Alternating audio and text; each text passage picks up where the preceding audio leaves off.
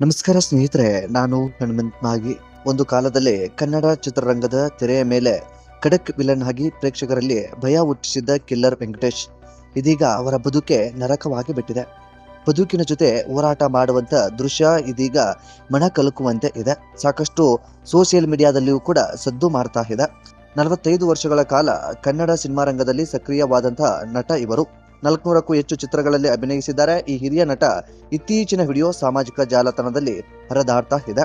ಗುರುತೇ ಸಿಗದಷ್ಟು ಬದಲಾಗಿ ಬಿಟ್ಟಿದ್ದಾರೆ. ಅವರ ರೂಪವನ್ನ ಕಂಡು ಅನೇಕರು ಬೆಚ್ಚಿ ಬೀಳ್ತಾ ಇದ್ದಾರೆ. ಅಂದ ಹಾಗೆ ಯಾರು ಈ ಕಿಲ್ಲರ್ ವೆಂಕಟೇಶ್ ಸಂಬಂಧಪಟ್ಟ ಹಾಗೆ ಈಗ ಅವರ ಪರಿಸ್ಥಿತಿ ಹೇಗಿದೆ, ಸಿನಿಮಾ ರಂಗ ಹೇಗೆಲ್ಲ ವರ್ಕ್ ಮಾಡುತ್ತೆ, ಅವರ ಅಭಿಪ್ರಾಯ ಏನು, ಇಂಥದ್ದೆಲ್ಲವನ್ನು ಕೂಡ ಒಂದಿಷ್ಟು ಗಮನಿಸ್ತಾ ಹೋಗೋಣ. ಸಾಧ್ಯವಾದ್ರೆ ಈ ಒಂದು ವಿಡಿಯೋನ ಕೊನೆವರೆಗೂ ನೋಡಿ. ನೀವೇನಾದ್ರೂ ನಮ್ಮ ಚಾನಲ್ ಅನ್ನ ಸಬ್ಸ್ಕ್ರೈಬ್ ಮಾಡಿಕೊಳ್ಳದೆ ವಿಡಿಯೋವನ್ನ ನೋಡ್ತಾ ಇದ್ರೆ ಈ ಕೂಡಲೇ ಸಬ್ಸ್ಕ್ರೈಬ್ ಮಾಡಿ. ಹೆಚ್ಚಿನ ವಿಡಿಯೋಗಳಿಗಾಗಿ ಬೆಲ್ ಐಕನ್ ಕೂಡ ಕ್ಲಿಕ್ ಮಾಡಿಕೊಳ್ಳಿ. ಸ್ನೇಹಿತರೆ, ನಾನು ಈ ಒಂದು ಸಂದರ್ಭದಲ್ಲಿ ಸ್ಪಷ್ಟಪಡಿಸಲೇಬೇಕಾದಂತ ವಿಷಯ ಇದು ಏನು ಅಂತಂದ್ರೆ, ಸಿನಿಮಾ ರಂಗ ಅನ್ನೋದು ಇದೆಯಲ್ಲ, ಅದೊಂದು ಮಾಯದ ಜಗತ್ತು ಅಂತ ಹೇಳ್ಬಹುದು. ಇಲ್ಲಿ ಸಾಕಷ್ಟು ಜನ ದುಡ್ಡನ್ನ ಹಾಕಿ ದುಡ್ಡನ್ನ ತೆಗಿತಾರೆ. ಸಾಕಷ್ಟು ಜನ ದುಡ್ಡು ಹಾಕಿ ತಮ್ಮ ಹೆಸರನ್ನ ಮಾಡ್ಕೊಳ್ತಾರೆ. ಸಾಕಷ್ಟು ಜನ ತಮ್ಮ ಪರಿಶ್ರಮ, ನಟನೆ, ತಮ್ಮಲ್ಲಿರೋ ಟ್ಯಾಲೆಂಟ್ ಇಂದ ಮೇಲೆ ಬರ್ತಾರೆ.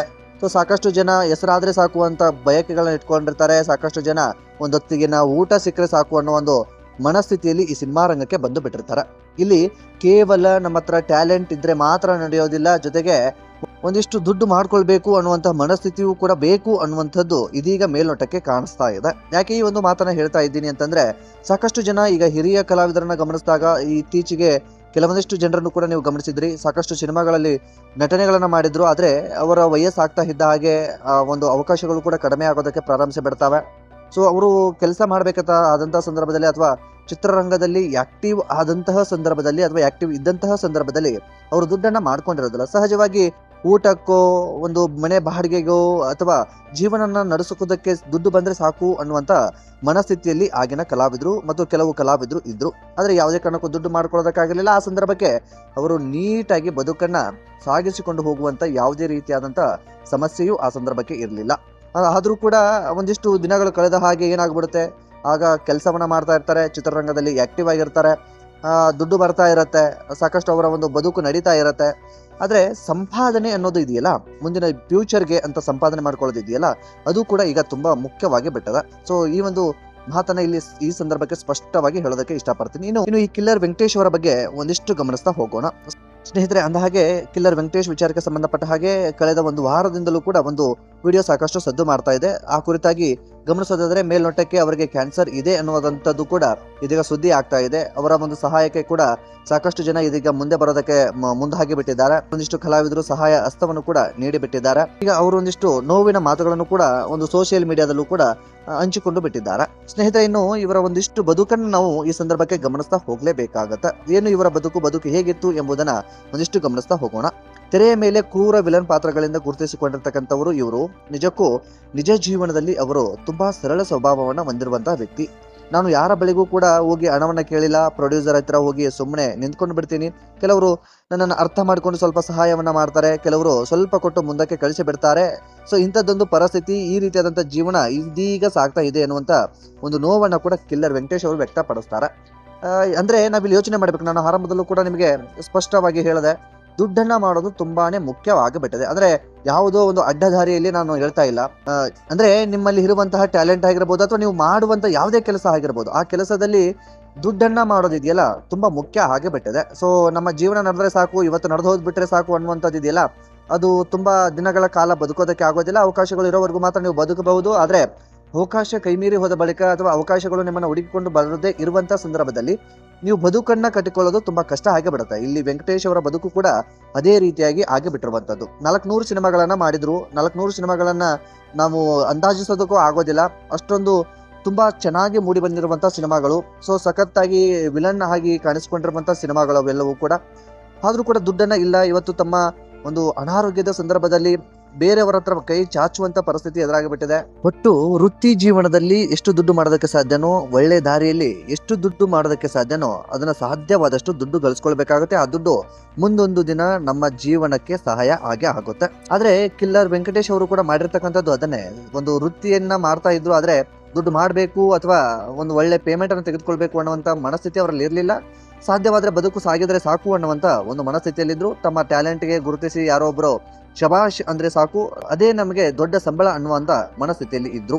ಸೊ ಹಾಗಾಗಿ ದುಡ್ಡನ್ನ ಮಾಡ್ಕೊಳ್ಳೋದಕ್ಕೆ ಸಾಧ್ಯ ಆಗಿರಲಿಲ್ಲ. ಈಗ ಅನಾರೋಗ್ಯದಿಂದ ಬಳಲ್ತಾ ಇದ್ದಾರೆ. ಆ ಸಂದರ್ಭಕ್ಕೆ ಅವರು ಆಸ್ಪತ್ರೆಗೆ ಹೋಗೋದಕ್ಕೂ ಕೂಡ ಒದ್ದಾಟ ಮಾಡುವಂತ ಪರಿಸ್ಥಿತಿ ಎದುರಾಗಿ ಬಿಟ್ಟಿದೆ. 2020ರಲ್ಲಿ ಅವರಿಗೆ ಕಿಡ್ನಿ ವೈಫಲ್ಯ ತಗುಲಿ ಆರೋಗ್ಯ ಹದಗೆಟ್ಟು ಬಿಡುತ್ತೆ. ಆ ಸಂದರ್ಭದಲ್ಲಿ ನಟ ಜಗ್ಗೇಶ್ ಸಾಮಾಜಿಕ ಜಾಲತಾಣಗಳ ಮೂಲಕ ಸಹಾಯ ಕೋರಿದ್ರು. ಅವರ ಮನವಿಗೆ ಸ್ಪಂದಿಸಿ ನಟ ದರ್ಶನ್ 1 ಲಕ್ಷ ರೂಪಾಯಿಯನ್ನು ಕೂಡ ನೆರವು ನೀಡಿಬಿಟ್ಟಿದ್ರು. ಸೃಜನ್, ಲೋಕೇಶ್ ಸೇರಿದಂತೆ ಅನೇಕರು ಕೂಡ ಸಹಾಯ ಹಸ್ತವನ್ನ ಚಾಚಿ ಬಿಟ್ಟಿದ್ರು. ಅನೇಕರು ಕೂಡ ಈ ವಿಚಾರಕ್ಕೆ ಸಂಬಂಧಪಟ್ಟ ಹಾಗೆ ತಮ್ಮ ಕೈಲಾದಷ್ಟು ಸಹಾಯ ಅಂತದೆಲ್ಲವನ್ನು ಕೂಡ ಮಾಡಿ ಇವರಿಗೆ ಧೈರ್ಯವನ್ನು ಕೂಡ ತುಂಬಿ ಬಿಟ್ಟಿದ್ರು. ಇನ್ನು ಒಂದು ನೋವಿನ ಮಾತುಗಳನ್ನು ಕೂಡ ಈ ಸಂದರ್ಭದಲ್ಲಿ ನೋಡಿದ್ದಾರೆ. 2010ರ ನಂತರ ಸಿನಿಮಾ ಕ್ಷೇತ್ರ ಸಂಪೂರ್ಣವಾಗಿ ಬದಲಾಗಿ ಬಿಟ್ಟಿದೆ. ಸೊ ನಾನು ಇನ್ನು ಮತ್ತೊಂದು ಸಾರಿ ನಿಮಗೆ ಹೇಳ್ತಾ ಇದ್ದೀನಿ, 2010ರ ನಂತರ ಸಿನಿಮಾ ಕ್ಷೇತ್ರ ಸಂಪೂರ್ಣವಾಗಿ ಬದಲಾಗಿ ಬಿಟ್ಟಿದೆ ಅನ್ನುವಂತಹ ಮಾತನ್ನ ಈ ಸಂದರ್ಭದಲ್ಲಿ ಹೇಳ್ತಾರೆ. ತಂತ್ರಜ್ಞಾನ ವೇಗವಾಗಿ ಬೆಳೀತಾ ಇದೆ. ಮೊಬೈಲ್ ನಲ್ಲಿ ಸಿನಿಮಾ ಮಾಡುವ ಕಾಲ ಬಂತು. ನಮ್ಮ ಕಾಲದ ಕೆಲಸದ ಶೈಲಿ, ಸೆಟ್ಗಳ ಸಂಸ್ಕೃತಿ, ಕಲಾವಿದರ ನಡುವೆ ಇದ್ದ ಆತ್ಮೀಯತೆ ಎಲ್ಲವೂ ಕೂಡ ಬದಲಾಗಿ ಬಿಟ್ಟಿದೆ. ಈ ರೀತಿಯಾದಂತಹ ಒಂದು ನೋವಿನ ಸಂದರ್ಭವನ್ನ ಹಂಚಿಕೊಂಡು ಬಿಟ್ಟಿದ್ದಾರೆ. ಅಂದ್ರೆ ಆ ಸಂದರ್ಭಕ್ಕೆ ಒಂದು ಒಡನಾಟವೇ ಬೇರೆ ಇತ್ತು. ಆ ಸಂದರ್ಭಕ್ಕೆ ದುಡ್ಡು ಮಾಡಬೇಕು ಅಥವಾ ಇನ್ನೇನೋ ಮಾಡಬೇಕು ಅನ್ನೋದು ಇರ್ಲಿಲ್ಲ. ಜನರಿಗೆ ಎಂಟರ್ಟೈನ್ಮೆಂಟ್ ಕೊಡಬೇಕು ಅನ್ನುವಂತ ಮನಸ್ಥಿತಿ ಇತ್ತು ಅನ್ನೋದು ಇಲ್ಲಿ ಸ್ಪಷ್ಟವಾಗಿ ಗೊತ್ತಾಗ್ತಾ ಇರುವಂತಹದ್ದು. ಸಿನಿಮಾ ಸಂಪರ್ಕವನ್ನ ಎಂದಿಗೂ ಕೂಡ ಬಿಡಲಿಲ್ಲ. ಅವಕಾಶ ಸಿಕ್ಕರೆ ಇಂದೂ ಕೂಡ ನಟನೆಯನ್ನು ಮಾಡ್ತಾನೆ. ಆರೋಗ್ಯ ಸುಧಾರಿಸಿಕೊಂಡ ಮೇಲೆ ಮತ್ತೆ ಕ್ಯಾಮೆರಾ ಮುಂದೆ ನಿಲ್ಲಬೇಕು ಅನ್ನುವಂತಹ ಒಂದು ಆಸೆಯೂ ನನಗಿದೆ ಎಂಬ ಒಂದು ಮಾತನ್ನು ಕೂಡ ಹೇಳ್ತಾ ಇರುವಂತದ್ದು. ಆದ್ರೆ ತಕ್ಷಣವೇ ಜನರೇಷನ್ ಬದಲಾಗ್ತಾ ಇದೆ. ಆಗಿನ ಕೆಲವೇ ಮಂದಿ ಕಲಾವಿದರು ಈಗ ಉಳಿಯುತ್ತಿದ್ದಾರೆ. ನಮ್ಮ ಕಾಲದ ಸ್ನೇಹ ಬಾಂಧವ್ಯ ಈಗ ಕಾಣಿಸ್ತಿಲ್ಲ ಎನ್ನುವಂತ ಮಾತನ್ನು ಕೂಡ ಹೇಳ್ತಾ ಇರುವಂತಹದ್ದು. ತೆರೆಯ ಮೇಲೆ ಕಠಿಣ ಕಲಾನಟನಾಗಿ ಗುರುತಿಸಿಕೊಂಡಿದ್ದಂತಹ ಕಿಲ್ಲರ್ ವೆಂಕಟೇಶ್ ಅವರಲ್ಲಿ ಕಾಲ ಬದಲಾದರೂ, ಅವಕಾಶಗಳು ಕಡಿಮೆಯಾದರೂ, ಆರೋಗ್ಯದ ತೊಂದರೆಗಳಿದ್ದರೂ ಮತ್ತೆ ನಟನೆ ಮಾಡಬೇಕೆಂಬ ಹಂಬಲ ಮಾತ್ರ ಇನ್ನೂ ಜೀವಂತವಾಗಿ ಉಳಿದು ಬಿಟ್ಟಿದೆ. ಕನ್ನಡ ಚಿತ್ರರಂಗದಲ್ಲಿ ಕಲಾನಟನಾಗಿ ದಿಗ್ಗಜರ ಜೊತೆಗೆ ನಿಂತಿದ್ದ ಕಿಲ್ಲರ್ ವೆಂಕಟೇಶ್ ಇದೀಗ ಅವಕಾಶಗಳ ಕೊರತೆಯಿಂದ ಸಂಕಷ್ಟ ಅನುಭವಿಸುತ್ತಾ ಇದ್ದಾರೆ. ಆರೋಗ್ಯದ ಸಮಸ್ಯೆಗಳು, ಆರ್ಥಿಕ ಅಡಚಣೆಗಳು ಎಲ್ಲವನ್ನು ಎದುರಿಸುತ್ತಾ ಅವರು ಬದುಕಿನ ಹೋರಾಟವನ್ನ ಮುಂದುವರಿಸಿ ಬಿಟ್ಟಿದ್ದಾರೆ.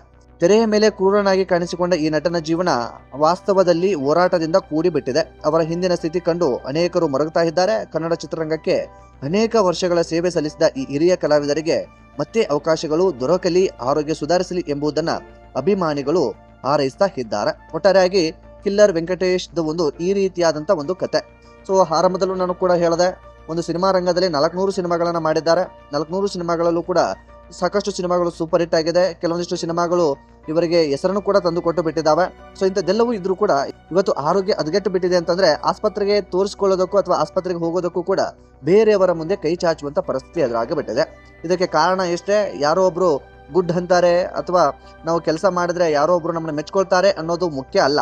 ಎಲ್ಲದಕ್ಕಿಂತ ಮುಖ್ಯವಾಗಿ ನಾವು ಮಾಡುವಂತ ಕೆಲಸಕ್ಕೆ ಒಂದು ಇಂತಿಷ್ಟು ಸಂಬಳ ಅಂತ ನಾವು ನಿಗದಿ ಮಾಡಬೇಕಾಗುತ್ತೆ.